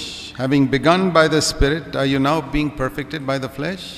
ಇಷ್ಟು ಬುದ್ಧಿ ಇಲ್ಲದವರಾಗಿದ್ದೀರಾ, ದೇವರಾತ್ಮನುಸಾರವಾಗಿ ಪ್ರಾರಂಭಿಸಿ ಈಗ ಬಹಿರಾಚಾರಗಳಿಂದ ಸಿದ್ಧಿಗೆ ಬರಬೇಕೆಂದಿದ್ದೀರಾ. Have you forgotten how you started your Christian life? ನಿಮಗೆ ಮರ್ತೋಗ್ಬಿಟ್ಟಿದ ನಿಮ್ಮ ಕ್ರಿಸ್ತಿಯ ಜೀವಿತ ಹೇಗೆ ಪ್ರಾರಂಭಿಸಿದ್ರಿ ಅನ್ನೋದು. Didn't Jesus do it for you? ಅದನ್ನ ಯೇಸು ಅಲ್ವಾ ನಿಮಗೆ ಮಾಡಿಕೊಟ್ಟಿದ್ದು. What did you have to do? ನೀವೇನ್ ಮಾಡಬೇಕಾಗಿತ್ತು? Yeah, you had to do something. You had to receive what he gave you. ಆದ್ರೆ ನೀವು ಒಂದು ಮಾಡಬೇಕಾಗಿತ್ತು, ನೀವು ಸ್ವೀಕರಿಸಬೇಕಾಗಿತ್ತು. See, it's like if somebody gives you a gift, you have to receive it. ನಿಮಗೆ ಯಾರಾದರೂ ಒಂದು ಬಹುಮಾನವನ್ನು ಕೊಟ್ಟರೆ ಒಂದು ನೀವು ಅದನ್ನು ಸ್ವೀಕರಿಸಬೇಕು. Like if somebody gives you a check for 1 lakh rupees. 1 ಲಕ್ಷಕ್ಕೆ ಒಂದು ಚೆಕ್ ಕೊಡ್ತಾರೆ ಯಾರೋ ಅಂದ್ಕೊಳ್ಳಿ. It will not come into your account unless you go and give it in the bank. ಅದು ನಿಮ್ಮ ಅಕೌಂಟಿಗೆ ಬರೋದಿಲ್ಲ, ನೀವು ಬ್ಯಾಂಕ್ನಲ್ಲಿ ಹೋಗಿ ಕೊಡ್ದೇನೆ. But it's a gift. ಆದರೆ ಅದು ಒಂದು ಕೊಡುಗೆ ಆಗಿದೆ, ಬಳುವಳಿ. But you have to receive it. ಆದರೆ ನೀವು ಸ್ವೀಕರಿಸಬೇಕು. If you don't receive it, you don't get it.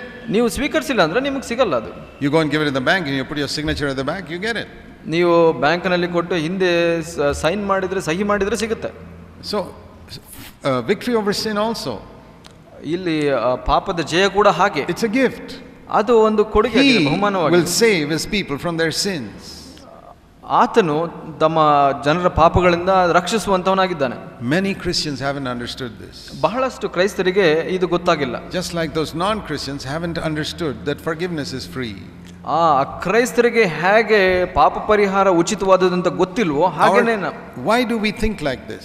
ಯಾಕೆ ಹಾಗೆ ಯೋಚನೆ ಮಾಡ್ತೀವಿ? Because man once has got a pride which says I must do something. ಮನುಷ್ಯನಲ್ಲಿ ಒಂದು ಅಹಂಕಾರವಿದೆ, ನಾನು ಏನಾದರೂ ಮಾಡಬೇಕು ಅನ್ನೋದು. God says you can do nothing. ದೇವರು ಹೇಳ್ತಾರೆ ನೀನೇನು ಮಾಡೋ ಅವಶ್ಯಕತೆ ಇಲ್ಲ. Jesus used the picture of a branch in a tree. ದೇವರು ಒಂದು ಮರಕ್ಕಿರುವಂತ ಕೊಂಬೆಯ ಬಗ್ಗೆ ಹೇಳಿದ್ರು. You know, when you see a lot of fruit hanging on the branch, ಒಂದು ಕೊಂಬೆಯ ಮೇಲೆ ಹಲವಾರು ಫಲ ಇರಬೇಕಾದ್ರೆ you go and ask the branch, how did you produce so much fruit? ನೀವು ಆ ಕೊಂಬೆಗೆ ಹೋಗಿ ಕೇಳ್ತೀರಾ ಎಷ್ಟು ಫಲ ಹೇಗೆ ಬೆಳೆಸಿದೆ ಅಂದ್ಬಿಟ್ಟು. Oh, he says, I did nothing. ಆ ಕೊಂಬೆ ಹೇಳುತ್ತೆ ನಾನೇನು ಮಾಡಿಲ್ಲ ಅಂತ. In fact, I can't do anything. ನನಗೇನು ಮಾಡ್ಲಿಕ್ಕೆ ಆಗೋದಿಲ್ಲ ಅಂತ I ಹೇಳುತ್ತೆ. just stay inside the tree. ನಾನು ಆ ಮರಕ್ಕೆ ಹೊಂದಾಗಿರ್ತೀನಿ. And the tree keeps sending up the sap, this juice into me, and the fruit comes. I don't know how. ಆ ಒಂದು ಮರ ನನಗೆ ಆ ಒಂದು ಬಲ ಆಹಾರವನ್ನು ಕೊಡ್ತಾ ಇರುತ್ತೆ, ಅದರಿಂದ ಫಲ ಬರುತ್ತೆ. That is a perfect picture of life in the Holy Spirit. ಇದು ಪರಿಪೂರ್ಣವಾದ ಒಂದು ಮಾದರಿಯಾಗಿದೆ ಪವಿತ್ರಾತ್ಮನಲ್ಲಿ ಇರುವಂಥ ಜೀವಿತಕ್ಕೆ. If you learn this, you have learned the secret of the spirit-filled life. ಇದನ್ನ ನೀವು ಕಲ್ತು ಬಿಟ್ರೆ ನೀವು ಈ ಒಂದು ರಹಸ್ಯವನ್ನ, ಪವಿತ್ರಾತ್ಮನಿಂದ ತುಂಬಿದ ರಹಸ್ಯವನ್ನ ಅರ್ಥ ಮಾಡ್ಕೊಂತೀರಾ. People are looking for one experience, baptism in the Holy Spirit. ಬಹಳಷ್ಟು ಜನ ಒಂದೇ ಒಂದು ಅನುಭವಕ್ಕೆ ಕಾಯ್ತಾ ಇದ್ದಾರೆ, ನಾನು ಪವಿತ್ರಾತ್ಮನಿಂದ ಅಭಿಷೇಕ ಹೊಂದಬೇಕು ಅಂತ. Yeah, that's good. ಬಹಳ ಒಳ್ಳೆಯದು. Many people who experience that, you see them 1 year later, they have become backsliders. ಆದರೆ ಕೆಲವು ಜನ ಅದನ್ನ ಅನುಭವಿಸಿದವರು 1 ವರ್ಷದ ನಂತರ ನೋಡಿದ್ರೆ ಬೇರಾಗಿದೆ ಜೀವಿತ. We have to learn what Jesus said about the branch being in the vine. ನಾವು ಇದನ್ನ ಕಲಿಬೇಕು. ಯೇಸು ಹೇಳಿದ್ದು ಒಂದು ಕೊಂಬೆ ಮರಕ್ಕೆ ಆತ್ಕೊಂಡಿರುವಂತದ್ದು. And what does the branch do? ಕೊಂಬೆ ಏನ್ ಮಾಡುತ್ತೆ? It just remains in the tree, that's all. ಆ ಮರಕ್ಕೆ ಹೊಂದಿಕೊಂಡೇ ಇರುತ್ತೆ. It doesn't have to struggle to produce fruit. ಅದು ಆ ಫಲವನ್ನು ಕೊಡ್ಲಿಕ್ಕೆ ಕಷ್ಟಪಡಬೇಕಾಗಿಲ್ಲ. You see the mangoes hanging on the branch? ಒಂದು ಕೊಂಬೆಯ ಮೇಲೆ ಮಾವಿನ ಹಣ್ಣು ಇದೆ ಅಂತ What ನೋಡಿ. did the branch do? ಕೊಂಬೆ ಏನ್ ಮಾಡುತ್ತೆ? It did not struggle at all. ಅದು ಕಷ್ಟನೇ ಪಡೋದಿಲ್ಲ. It just remained in the tree. ಅದು ಮರಕ್ಕೆ ಹೊಂದಿಕೊಂಡಿರುತ್ತೆ. That's what Jesus meant when he said, "Abide in me." ಯೇಸು ಇದೇ ಹೇಳಿದ್ದು, ಆತ ಹೇಳಿದಾಗ ನನ್ನಲ್ಲೇ ಹೊಂದಿಕೊಂಡಿರಿ ಅಂತ ಹೇಳಿ. That is the secret of the overcoming life. ಅದು ಜಯ ಜೀವಿತದ ರಹಸ್ಯವಾಗಿದೆ. In the Old Testament they could not do that. ಹಳೆ ಒಡಂಬಡಿಕೆಯಲ್ಲಿ ಅದು ಯಾರು ಮಾಡ್ಲಿಕ್ಕೆ ಸಾಧ್ಯ ಆಗಿಲ್ಲ. There was no tree. ಯಾಕೆ ಅಂದ್ರೆ ಅಲ್ಲಿ ಮರನೇ ಇರಲಿಲ್ಲ. It's a branch by itself trying to produce fruit. ಅದು ಒಂದು ಕೊಂಬೆ ತಾನೇ ಫಲವನ್ನು ಕೊಡ್ಲಿಕ್ಕೆ ಪ್ರಯತ್ನಿಸಿದಾಗೆ. And when you are like that, you cannot produce fruit. ನೀವು ಹಾಗಿದ್ರೆ ನೀವು ಫಲ ಕೊಡ್ಲಿಕ್ಕೆ ಸಾಧ್ಯ ಇಲ್ಲ. Then why did God give the law? ಯಾಕೆ ದೇವರು ಧರ್ಮಶಾಸ್ತ್ರ ಕೊಟ್ಟರು? To teach people you cannot do it on your own. ಜನರಿಗೆ ಕಲಿಸ್ಲಿಕ್ಕೆ ನೀವು ನಿಮ್ಮ ಸ್ವಂತ ಶಕ್ತಿಯಿಂದ ಏನು ಮಾಡ್ಲಿಕ್ಕೆ ಆಗೋದಿಲ್ಲ ಅಂತ. But if you abide in me, it will come automatically. ನೀವು ನನ್ನಲ್ಲಿ ಹೊಂದಿಕೊಂಡಿದ್ರೆ, ನೆಲೆಗೊಂಡಿದ್ರೆ ನೀವು ಫಲ ಕೊಡಬಹುದು. If you read Exodus chapter 20, ಧರ್ಮೋಪದೇಶ Exodus ವಿಮೋಚನ ಕಾಂಡ 20ನೇ ಅಧ್ಯಾಯದಲ್ಲಿ ನೋಡ್ಕೊಳ್ಳೋಣ. chapter 20, 20ನೇ ಅಧ್ಯಾಯ. Here we read about the 10 commandments. ಇಲ್ಲಿ 10 ದಶಾಜ್ಞೆಗಳ ಬಗ್ಗೆ ನೋಡ್ಕೊಂತೀವಿ. Starting from verse 2 onwards. 2ನೇ ವಚನದಿಂದ. And these 10 commandments are basically, you must do this and you must do that. ಇದು ಮೂಲತ್ವ ನೀವು ಇದು ಮಾಡಬೇಕು ಇದು ಮಾಡಬೇಕು ಅಂತ. And you must not do that and you must not do the other thing. ನೀವು ಅದನ್ನು ಮಾಡಬಾರ್ದು ಇದನ್ನು ಮಾಡಬಾರ್ದು. You must keep the Sabbath day holy. ನೀವು ಸಬ್ಬತ್ ದಿನವನ್ನು ಪವಿತ್ರವಾಗಿ ಇಟ್ಕೊಳ್ಬೇಕು. You must not make idols. ನೀವು ವಿಗ್ರಹಗಳನ್ನು ಮಾಡಿಕೊಳ್ಳಬಾರ್ದು. You must honor your father and mother. ತಂದೆ ತಾಯಿಗಳನ್ನು ಗೌರವಿಸಬೇಕು. You must not commit adultery. ವ್ಯಭಿಚಾರ ಮಾಡಬಾರ್ದು. You must not steal. ಕಳ್ಳತನ ಮಾಡಬಾರ್ದು. Notice one thing in all the 10 commandments. ಇದರಲ್ಲಿ 10 ಒಂದು ಆಜ್ಞೆಗಳಲ್ಲಿ ಒಂದು ವಿಷಯವನ್ನ ನೋಡಿ. Telling people you must do this. ಇಲ್ಲಿ ಹೇಳ್ತಾ ಇದೆ ನೀವು ಇದು ಮಾಡಬೇಕು ಅಂತ. Or you must not do that. ಅಥವಾ ಇದನ್ನ ನೀವು ಮಾಡಬಾರ್ದು ಅಂತ. All 10 commandments are like that. ಎಲ್ಲ ಆ 10 ಆಜ್ಞೆಗಳು ಹಾಗೇನೆ. And people say, yeah, we heard what God said. ನಮ್ಗೆ ಗೊತ್ತು, ಜನ ಹೇಳ್ತಾರೆ, ನಮಗೆ ಗೊತ್ತು ದೇವ್ರು ಏನು ಹೇಳ್ತಾರೆ ಅಂತ. And what is their response? ಅದಕ್ಕೆ ಏನು ಅವ್ರ ಉತ್ತರ? They said, yeah, everything God has said we will do. ದೇವ್ರು ಹೇಳಿದ್ದೆಲ್ಲ ನಾವು ಮಾಡ್ತೀವಿ. But did they do it? ಅವ್ರು ಮಾಡಿದ್ರ? No. ಇಲ್ಲ. They couldn't do it. ಅವ್ರು ಮಾಡ್ಲಿಕ್ಕೆ ಸಾಧ್ಯ ಆಗಿಲ್ಲ. They thought they could do it. ಅವ್ರು ಯೋಚಿಸಿದ್ರು ಮಾಡ್ತೀವಿ ಅಂತ. Just like when you hear a message in the church. ನೀವು ಸಭೆಯಲ್ಲಿ ಒಂದು ಪ್ರಸಂಗ ಕೇಳಿದ ಹಾಗೆ.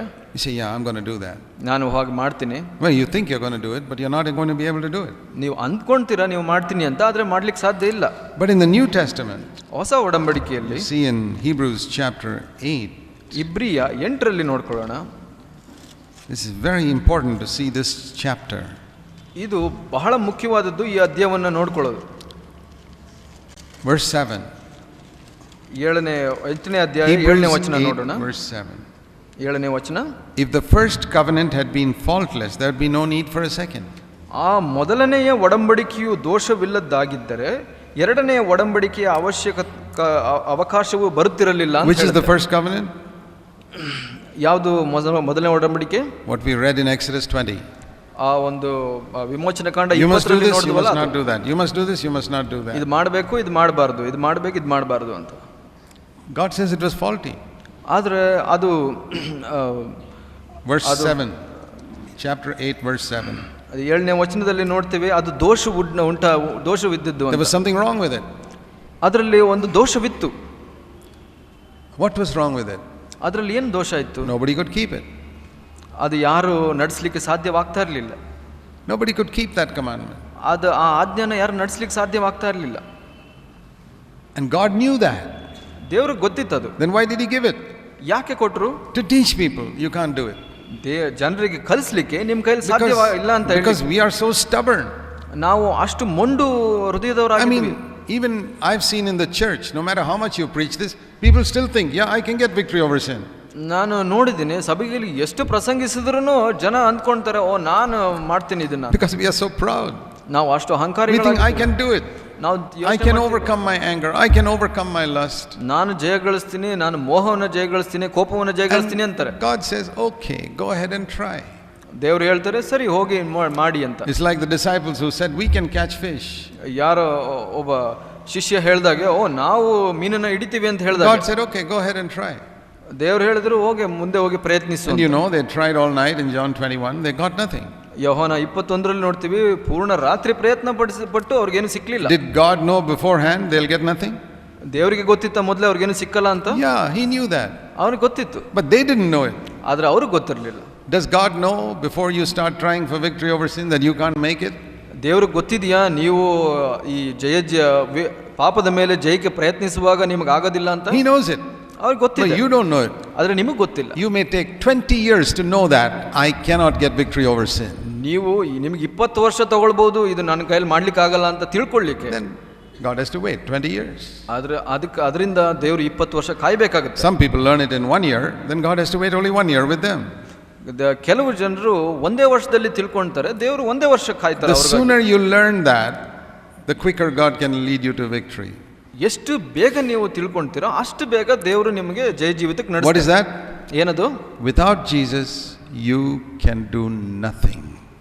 ಯೇಸು ಇಲ್ಲದೆ ನೀವು ಏನು ಮಾಡ್ಲಿಕ್ಕೆ ಸಾಧ್ಯವಿಲ್ಲ. We are so strong. ನಾವು ಬಹಳ ಬಲಶಾಲಿಗಳು. We think we can do. ನಾವು ಅನ್ಕೊಂತೀವಿ ನಾವು ಮಾಡ್ತೀವಿ ಅಂತ. You can't do. ನಮ್ಮ ಕೈಲಿ ಮಾಡ್ಲಿಕ್ಕೆ ಆಗಲ್ಲ. So that's why the first covenant was faulty. ಅದರಿಂದ ಮೊದಲನೆಯ ಒಡಂಬಡಿಕೆಯು So God ದೋಷವುಳ್ಳ. made a second covenant. ಅದರಿಂದ ಎರಡನೆಯ ಒಂದು ಒಡಂಬಡಿಕೆಯನ್ನು ಮಾಡಿಕೊಂಡ್ರು ದೇವರು. And he says in verse 8, 8ನೇ ವಚನದಲ್ಲಿ he ನೋಡ್ತೇವೆ. says, finding fault with that first covenant, ಮೊದಲನೇ ಒಡಂಬಡಿಕೆಯಲ್ಲಿ ದೋಷ ನೋಡ್ಬಿಟ್ಟು he says, now verse 8, I will make a new covenant. ಇಲ್ಲಿ ಹೇಳ್ತಾರೆ 8ನೇ ವಚನದಲ್ಲಿ ನಾನು ಹೊಸ ಒಡಂಬಡಿಕೆಯನ್ನು ಮಾಡ್ತೀನಿ ಇಲ್ಲಿ. Verse 9, this will not be like the old covenant which I made.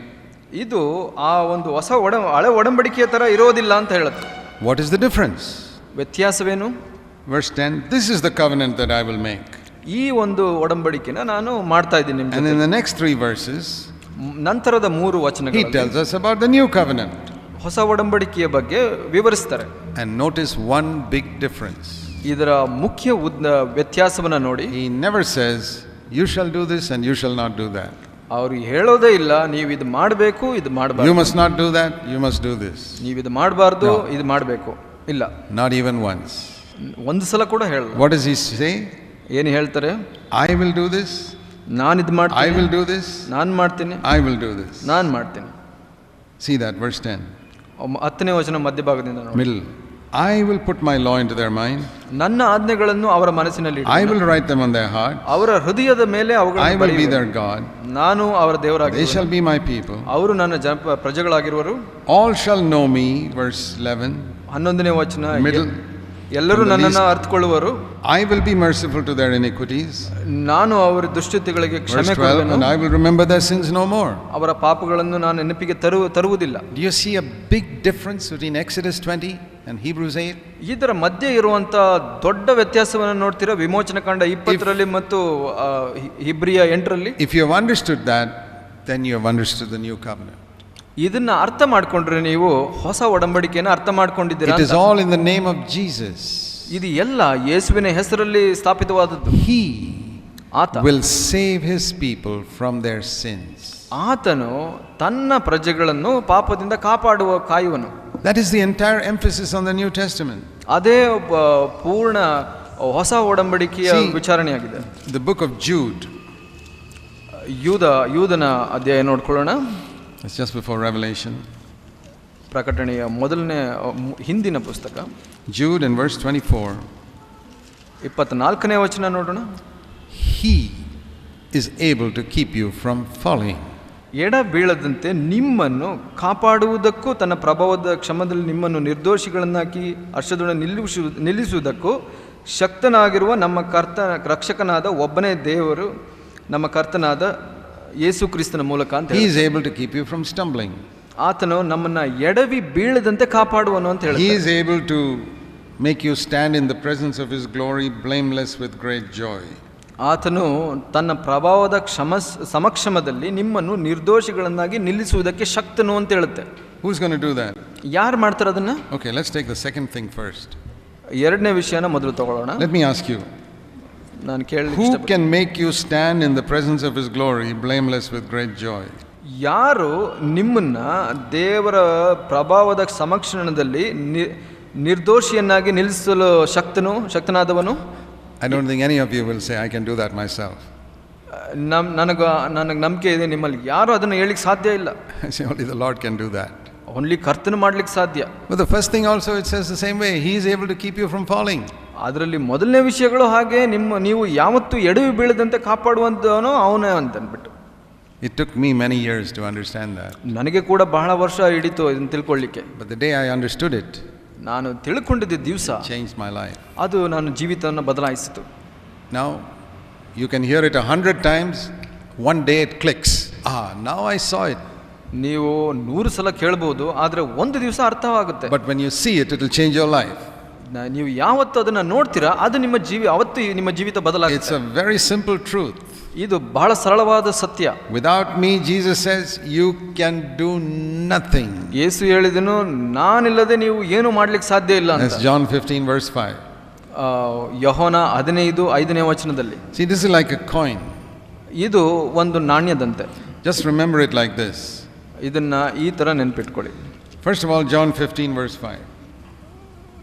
ಯೋಹನ 15:5 ವಚನವನ್ನು ನೋಡ್ಕೊಳ್ಳೋಣ. He's talking about the branch in the tree.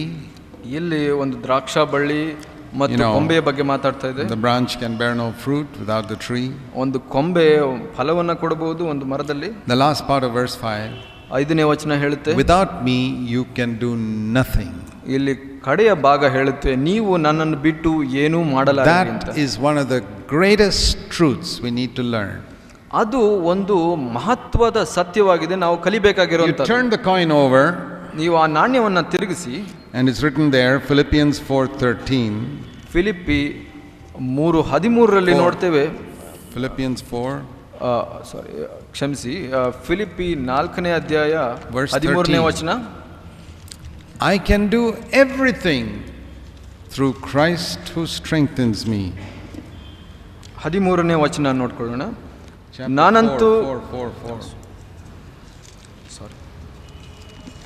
4ನೇ ಅಧ್ಯಾಯ 13ನೇ ವಚನ, ನನ್ನನ್ನು ಬಲಪಡಿಸುವಾತನಲ್ಲಿದ್ದುಕೊಂಡು ಎಲ್ಲಕ್ಕೂ ಶಕ್ತನಾಗಿದ್ದೇನೆ ಅಂತ. So here are two statements. ಇಲ್ಲಿ ಎರಡು, without Christ I can do nothing. ಕ್ರಿಸ್ತನಿಲ್ಲದೆ ನಾನು ಏನು ಮಾಡ್ಲಿಕ್ಕೆ ಸಾಧ್ಯ. With Christ who strengthens me I can do everything that God wants me to do. ನನ್ನನ್ನು ಬಲಪಡಿಸುವ ಆತನಿಂದ ನಾನು ಏನು ಮಾಡಲು ಶಕ್ತನಾಗಿದ್ದೇನೆ ಅಂತ. He can strengthen me in my spirit. ನನ್ನ ಆತ್ಮವನ್ನು He can strengthen me in my mind. ನನ್ನ ಮನಸ್ಸನ್ನು ಶಕ್ತಿಯುತನಾಗಿ ಮಾಡ್ತಾನೆ. He can even ಮಾಡ್ತಾನೆ. strengthen me in my body and heal me to do everything that I am supposed to do. ನನ್ನ ಶರೀರ ಕೂಡ ಬಲಪಡಿಸಿ ಅವನು ಏನು ಮಾಡಲು ಸಾಧ್ಯನಿದ್ದಾನೆ ಅವನು. Now there are a lot of things God doesn't want me to do. ಬಹಳಷ್ಟು ವಿಷಯಗಳು ಕರ್ತನ ಮಾಡಲಿಕ್ಕೆ ನಾನು ಮಾಡಬೇಕು ಅಂತ ಇಷ್ಟಪಡೋದಿಲ್ಲ. I am not interested in doing those things. ಅದೆಲ್ಲ ನನಗೆ ಮಾಡಲಿಕ್ಕೆ But whatever God wants me to do, ಆದರೆ ಯಾವುದೆಲ್ಲ ಕರ್ತನು ನಾನು ಮಾಡಬೇಕು ಅಂತ ಇಚ್ಛಿಸ್ತಾನೋ I can do it. ನಾನು ಮಾಡಬಹುದು. You must believe that. ಅದನ್ನ ನೀವು ನಂಬಬೇಕು. See, it doesn't mean that if Christ strengthens you, you'll be able to preach like me. ಇದರ ಅರ್ಥ ಇದಲ್ಲ, ನಿಮಗೆ ಕ್ರಿಸ್ತನು ಬಲಪಡಿಸ್ತಾನೆ ನಂತರ ನೀವು ಪ್ರಸಂಗ ಮಾಡ್ತೀರಾ. That's may not be your calling. ಅದು ನಿಮ್ಮ ಕರೆ ಆಗಿಲ್ಲದೆ ಇರಬಹುದು. See, in the body, ಶರೀರದಲ್ಲಿ the ear cannot see. ಕಿವಿ ನೋಡೋದಿಲ್ಲ. The eye cannot hear. ಕಿವಿ ಕೇಳಿಸ್ಕೊಳ್ಳೋದಿಲ್ಲ, ಕಣ್ಣು ಕೇಳಿಸ್ಕೊಳ್ಳೋದಿಲ್ಲ. The hand cannot walk. ಕೈ ನಡೆಯೋದಿಲ್ಲ. And the feet cannot pick up things like the hand can. ಕಾಲು ಕೈಯಲ್ಲಿ ವಸ್ತುಗಳನ್ನು ತೆಗೆದುಕೊಳ್ಳುವ ಹಾಗೆ ತೆಗೆದುಕೊಳ್ಳೋದಿಲ್ಲ. So each part has got a different function. ಪ್ರತಿಯೊಂದು ಅಂಗಾಂಗಕ್ಕೆ ಬೇರೆ ಕಾರ್ಯಗಳಿರುತ್ತೆ. If it's not paralyzed, ಅದಕ್ಕೆ ಒಂದು ಪಾರ್ಶ್ವವಾಯು ಹೊಡೆದಿಲ್ಲ ಅಂದ್ರೆ it can do everything God created it for.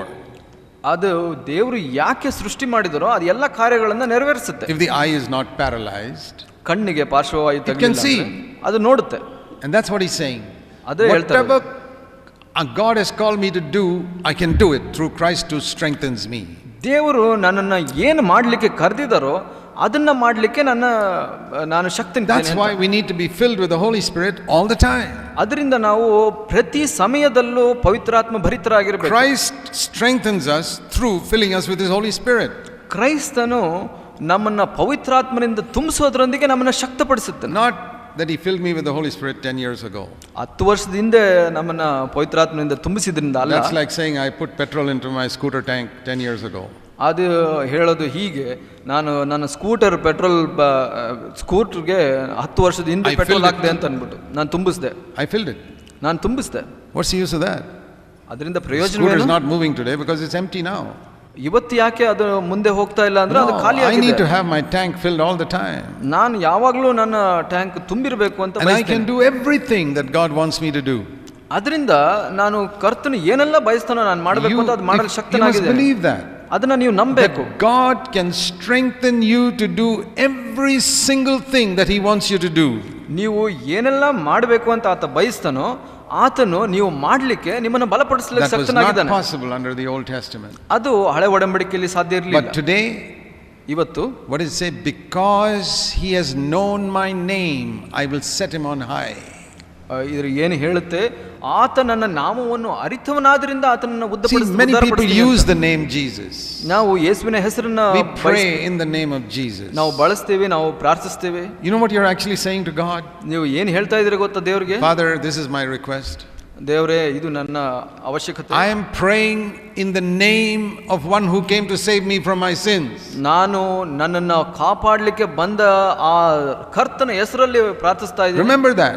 ಅದನ್ನ ನೆನಪಿಟ್ಕೊಳ್ಳಿ. When you say in Jesus name, ನೀವು ಯೇಸುವಿನ ನಾಮದಲ್ಲಿ ಅಂತ ಹೇಳುವಾಗ, I am praying, Father, in the name of one who came to save me from all my sins.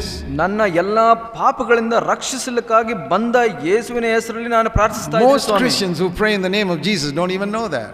ಬಹಳಷ್ಟು ವಿಶ್ವಾಸಿಗಳು ಕ್ರೈಸ್ತರು ಪ್ರಾರ್ಥಿಸ್ತಾರೆ, ಆದ್ರೆ ಅದರ ಅರ್ಥ ಗೊತ್ತಿಲ್ಲ. They keep on praying in the name of Jesus every day. ಪ್ರತಿ ದಿವಸ ಅವರು ಯೇಸುವಿನ ಹೆಸರಲ್ಲಿ ಪ್ರಾರ್ಥಿಸ್ತಾ and ಇರ್ತಾರೆ. keep on being defeated in sin every day. ಪಾಪದಲ್ಲಿ ಮತ್ತೆ ಬೀಳ್ತಾ ಇರ್ತಾರೆ ಪ್ರತಿ ದಿವಸ. They have not known his name. ಅವರಿಗೆ ಆ ಹೆಸರು ಗೊತ್ತಿಲ್ಲ. But Psalm 91 says, if he knows my name, I will set him on high. ಕೀರ್ತನೆ 91ರಲ್ಲಿ ಹೇಳುತ್ತೆ, ಯಾರು ಆತನ ನಾಮವನ್ನು ಅರಿತಿರ್ತಾರೋ ಅವರಿಗೆ ಉದ್ಧಾರ ಪಡಿಸ್ತೀನಿ ಅಂತ. God has given Jesus a name which is above every other name. ದೇವರು ನಮಗೆ ಎಲ್ಲ ಹೆಸರಿಗಿಂತ ಹೆಚ್ಚಿನ ಹೆಸರನ್ನ ಕೊಟ್ಟಿದ್ದಾರೆ. Name of Jesus. ಯೇಸುವಿನ ಹೆಸರಾಗಿ. And in that name we can be saved from all our sins. ಆ ಹೆಸರಿನ ನಿಮಿತ್ತವಾಗಿ ನಾವು ಎಲ್ಲ ಪಾಪದಿಂದ ರಕ್ಷಣೆಯನ್ನು ಹೊಂದಲಿಕ್ಕೆ ಸಾಧ್ಯ ಇದೆ. That is what we need to understand. ಅದೇ ನಾವು ಅರ್ಥ ಮಾಡ್ಕೊಳ್ಬೇಕು. And that's a wonderful blessing God has given us in the new covenant. ಅದು ದೇವರು ಕೊಟ್ಟಿರುವಂತ ಅದ್ಭುತವಾದ ಒಂದು ವಾಗ್ದಾನವಾಗಿದೆ. See Romans chapter 8. ರೋಮ 8ರಲ್ಲಿ ನೋಡ್ಕೊಳ್ಳೋಣ. In Romans 8 Paul says, ಪೌಲ ಹೇಳೋದನ್ನ ಇಲ್ಲಿ ನೋಡೋಣ. about two laws. ಎರಡು ನಿಯಮಗಳ ಬಗ್ಗೆ ಪೌಲನು ಹೇಳ್ತಾನೆ. In verse 2. ಎರಡನೇ ವಚನದಲ್ಲಿ, one is the law of the Holy Spirit. ಪವಿತ್ರಾತ್ಮನಿಂದಂತಾದ ನಿಯಮ. And the other is the law of sin and death. ಪಾಪ ಮರಣದಿಂದ ಉಂಟಾದ ನಿಯಮ. And this law of sin and death, ಈ ಒಂದು ಪಾಪ ಮರಣಗಳಿಗೆ ಕಾರಣವಾದ ನಿಯಮ, he describes in verse 23. 23 chapter 7 verse 23. 7ನೇ ಅಧ್ಯಾಯ 23ರಲ್ಲಿ ಅದರ ಬಗ್ಗೆ ವಿವರಿಸ್ತಾರೆ. He says, I see a law in my members always warring against the law of my mind, making me a prisoner of the law of sin. ನನ್ನ 7ನೇ ಅಧ್ಯಾಯ 23ನೇ ವಚನ, ಅದು ನನ್ನ ಮನಸ್ಸಿನಲ್ಲಿರುವ ನಿಯಮಕ್ಕೆ ವಿರುದ್ಧವಾಗಿ ಕಾದಾಡಿ ನನ್ನನ್ನು ಸೆರೆ ಹಿಡಿದು ನನ್ನ ಅಂಗಗಳಿರುವ ಪಾಪದ ನಿಯಮಕ್ಕೆ ವಶಪಡಿಸುವಂಥದ್ದಾಗಿದೆ ಅಂತ. See, the law of sin is exactly like the law of gravity. ಒಂದು ಪಾಪದ ನಿಯಮ ಯಾವುದಕ್ಕೆ ಹೋಲಿಸಬಹುದು ಅಂದ್ರೆ ಈ ಗುರುತ್ವಾಕರ್ಷಣ ನಿಯಮಕ್ಕೆ ಹೋಲಿಸಬಹುದು. The picture you have to see here is Paul trying to fly. ಇಲ್ಲಿ ನಾವು ಒಂದು ರೂಪಣೆ ಏನು ತಗೊಳ್ಬಹುದು ಅಂದ್ರೆ ಪೌಲ ಹಾರ್ಲಿಕ್ಕೆ ಪ್ರಯತ್ನ ಮಾಡಿದಾಗ, as he tries to fly, he finds that gravity pulls him down. ಅವನು ಹಾರ್ಲಿಕ್ಕೆ ಪ್ರಯತ್ನ ಮಾಡುವಾಗ ಆ ಒಂದು ಗುರುತ್ವಾಕರ್ಷಣ ಶಕ್ತಿ ಎಳೆದು ಬೀಳಿಸ್ಬಿಡುತ್ತೆ. You and I find that too. ಅದನ್ನ ನಾವು ಕೂಡ ನೋಡ್ತೀವಿ. You try to jump up, gravity pulls you down. ಆ ಒಂದು ಗುರುತ್ವಾಕರ್ಷಣ ಶಕ್ತಿ ನಾವು ಹಾರ್ಲಿಕ್ಕೆ ಪ್ರಯತ್ನ ಮಾಡಿದಾಗ ಎಳೆದು ಬೀಳಿಸುತ್ತೆ. However much you try to jump, it pulls you down. ನೀವು ಎಷ್ಟೇ ಪ್ರಯತ್ನ ಪಟ್ಟರು ನೀವು ಮತ್ತೆ ಬೀಳ್ತೀರಾ. Paul says sin is exactly like that in my body, the law of sin. ಪಾಪ, ಆ ಪಾಪದ ನಿಯಮ ನನ್ನ ಶರೀರದಲ್ಲಿ ಇರುವಂತದ್ದು ಹಾಗೇನೆ. You try jumping, suddenly you're pulled down. ನೀವು ಹಾರ್ಲಿಕ್ಕೆ ಪ್ರಯತ್ನ ಮಾಡ್ತೀರಾ, ಬಿದ್ದೋಗ್ಬಿಡ್ತೀರಾ. And you try to live a holy life, the law of sin pulls you down. ಈ ಪವಿತ್ರ ಜೀವಿತವನ್ನು ನಡೆಸಲಿಕ್ಕೆ ಪ್ರಯತ್ನ ಪಡ್ತೀರಾ. No, you try 100 times to jump, you get pulled down immediately. ನೀವು 100 ಸಲ ಪ್ರಯತ್ನ ಮಾಡಿದ್ರು ನಿಮ್ಮನ್ನ ಎಳೆದು ಬೀಳಿಸ್ಬಿಡುತ್ತೆ. You try to live a holy life, you get pulled down. ನೀವು ಪವಿತ್ರ ಜೀವಿತವನ್ನು ನಡೆಸಲಿಕ್ಕೆ ಪ್ರಯತ್ನ ಮಾಡ್ತೀರಾ, ಈ ಪಾಪದ ನಿಯಮ ಬೀಳಿಸ್ಬಿಡುತ್ತೆ ಎಳೆದು. He says something else has happened in verse 2 of chapter 8. 8ನೇ ಅಧ್ಯಾಯ 2ನೇ ವಚನದಲ್ಲಿ ಏನೋ ಒಂದು ಅದ್ಭುತ ನಡೀತು ಅಂತ ಹೇಳ್ತಾರೆ. Another law came into my life. ಯಾವುದೋ ಒಂದು ಹೊಸ ನಿಯಮ ನನ್ನ ಜೀವಿತದಲ್ಲಿ ಬಂತು. That set me free from the law of sin. ಅದು ನನ್ನನ್ನು ಪಾಪ ಮರಣಗಳಿಗೆ ಆ ನಿಯಮದಿಂದ ಬಿಡಿಸ್ಬಿಡ್ತು ಅಂತ. You know, to use an example, ಇದಕ್ಕೆ ಒಂದು ಉದಾಹರಣೆ ಕೊಡಬೇಕು ಅಂದ್ರೆ, if God who gave the ability to these birds to fly, ದೇವರು ಈ ಪಕ್ಷಿಗಳಿಗೆ ಹಾರುವ ಒಂದು ಸಾಮರ್ಥ್ಯವನ್ನು ಕೊಟ್ಟಿದ್ದಾರೆ ಅಂದ್ರೆ, could somehow put that ability inside me, ಆ ಸಾಮರ್ಥ್ಯವನ್ನು ನನ್ನಲ್ಲಿ ಕೂಡ ಹಾಕ್ಬಿಟ್ರೆ ದೇವರು, I can also fly. ನಾನು ಕೂಡ ಹಾರಬಹುದು. Because God is the one who created those birds. ಆ ಪಕ್ಷಿಗಳನ್ನ ಸೃಷ್ಟಿಸಿದವರು ದೇವರೇ ಅಲ್ವಾ? Every day you see those birds overcoming gravity and flying in the air. ನಾವು ಪ್ರತಿ ದಿವಸ ನೋಡ್ತೀವಿ ಈ ಪಕ್ಷಿಗಳು ಈ ಗುರುತ್ವಾಕರ್ಷಣ ಶಕ್ತಿಯನ್ನ ಜಯಿಸಿ ಮೇಲೆ ಹಾರೋದನ್ನ.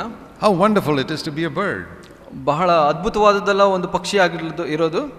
See, when you come to a river, you're stuck. ಒಂದು ಕಾಲುವೆ ನೀರಿನಲ್ಲಿ ಹೋದ್ರೆ How can you cross? ನೀವು ಹೇಗೆ ದಡ ಪಾರ್ ಮಾಡ್ತೀರಾ? But the bird, it just flies over. ಆದ್ರೆ ಒಂದು ಪಕ್ಷಿ ಹಾರಿ ಹೋಗ್ಬಿಡುತ್ತೆ. You come to a mountain, ಒಂದು ಬೆಟ್ಟದ ಹತ್ರ you ಬಂದಾಗ can't do anything. ನೀವು ಏನು ಮಾಡ್ಲಿಕ್ಕೆ ಸಾಧ್ಯ ಇಲ್ಲ. The bird flies over. ಆದ್ರೆ ಒಂದು ಪಕ್ಷಿ ಹಾರಿ ಹೋಗ್ಬಿಡುತ್ತೆ. If you're riding a scooter, you come to a roadblock, you stop. ನೀವು ಸ್ಕೂಟ್ರಲ್ಲಿ ಹೋಗ್ತಾ ಇದ್ರೆ ಒಂದು ರಸ್ತೆ ತಡೆ ಬಂದ್ರೆ ನಿಂತೋಗ್ಬಿಡ್ತೀರಾ. But the bird flies over. ಆದ್ರೆ ಪಕ್ಷಿ ಹಾರಿ ಹೋಗ್ಬಿಡುತ್ತೆ. You're driving a scooter, there's a traffic jam, you're stuck for half an hour. ಒಂದು ಸ್ಕೂಟ್ರಲ್ಲಿ ಹೋಗ್ತಾ ಇದ್ರೆ ಟ್ರಾಫಿಕ್ ಜಾಮ್ ಆಗಿದೆ, ನೀವು ಅರ್ಧ ಗಂಟೆ ತಡೆದು The bird flies over. ಆದ್ರೆ ಪಕ್ಷಿ ಹಾರಿ ಹೋಗ್ಬಿಡುತ್ತೆ. It's wonderful to be a bird. ಒಂದು ಪಕ್ಷಿ ಆಗಿರೋದು ಬಹಳ ಅದ್ಭುತ ಅಲ್ಲ? And if there's an obstacle, it just flies over that. ಏನಾದ್ರೂ ಒಂದು ತಡೆ ಇದ್ರೆ ಅದ್ರ ಮೇಲೆ ಹಾರಿ ಹೋಗ್ಬಿಡುತ್ತೆ. This is how this law of the Spirit operates. ಇದು ಹಾಗೇನೆ ಈ ಒಂದು ಪವಿತ್ರಾತ್ಮನ ನಿಯಮ ಕೂಡ ನಡೆಸುತ್ತೆ. The Holy Spirit lifts me up over this law of sin and death. ಈ ಪವಿತ್ರಾತ್ಮನ ನಿಯಮ ಶಕ್ತಿ ಈ ಪಾಪದ ಶಕ್ತಿಗಿಂತ ಮೇಲೆ ನಮ್ಮನ್ನು ನಡೆಸುತ್ತೆ. That is the wonderful thing that Jesus has come to bring. ಅದೇ ಒಂದು ಅದ್ಭುತವಾದ ಸಂಗತಿ ಯೇಸು ನಮಗೆ ಕೊಟ್ಟ. And I believe that is where the Pentecostal movement has gone completely astray by only talking about speaking in tongues. ಪೆಂಟಕೋಸ್ಟ್ನವರು ಮಾಡಿರೋ ದೊಡ್ಡ ತಪ್ಪು ಏನು ಅಂದ್ರೆ ಇದರಲ್ಲಿ ಪವಿತ್ರಾತ್ಮನ ಶಕ್ತಿ ಅಂದ್ರೆ ಅನ್ಯ ಭಾಷೆಯಲ್ಲಿ ಮಾತಾಡೋದು ಮಾತ್ರ ಅಂತ ಹೇಳೋದು. I don't want to criticize them because they have emphasized the fullness of the Holy Spirit unlike other groups in Christianity. ನಾನು ಅವ್ರನ್ನ ಖಂಡಿಸೋದಿಲ್ಲ, ಯಾಕೆ ಅಂದ್ರೆ ಬೇರೆ ಗುಂಪುಗಳ ತರ ಅವ್ರು ಇಲ್ಲದೆ ಅವರ ಪವಿತ್ರಾತ್ಮನ ಅಭಿಷೇಕದ ಬಗ್ಗೆ ತಿಳಿಸಿದ್ದಾರೆ. Praise God for all those who emphasize that you must be filled with the Holy Spirit. ನಾನು ದೇವರಿಗೆ ಸ್ತೋತ್ರ ಮಾಡ್ತೀನಿ ಯಾವ ಗುಂಪುಗಳೆಲ್ಲ ಪವಿತ್ರಾತ್ಮನ ಅಭಿಷೇಕದ ಬಗ್ಗೆ ತಿಳಿಸಿದ್ದಾರೆ. I say the law of the Spirit, he doesn't say the law of the Spirit made me speak in tongues.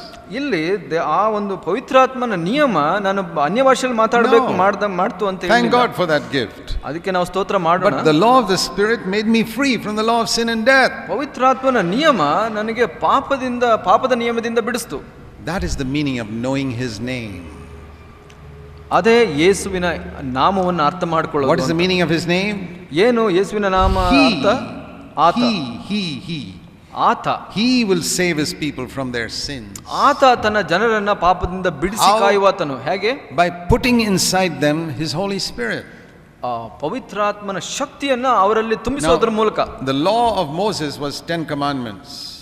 ಒಂದು ಮೋಶೆಯ ದಶಾಜ್ಞೆ 10 But the law of the Spirit, ಆದ್ರೆ ಇಲ್ಲಿ ಪವಿತ್ರಾತ್ಮನ ನಿಯಮ it's not commandments. ಇದು ಆಜ್ಞೆಗಳಲ್ಲ. It says here it is life in Christ Jesus. ಇಲ್ಲಿ ಜೀವವನ್ನು ಉಂಟು ಮಾಡುವಂತ ಕ್ರಿಸ್ತನಲ್ಲಿ ಜೀವವನ್ನು ಉಂಟು ಮಾಡುವಂತ The life in Christ Jesus, that is the law of the Spirit.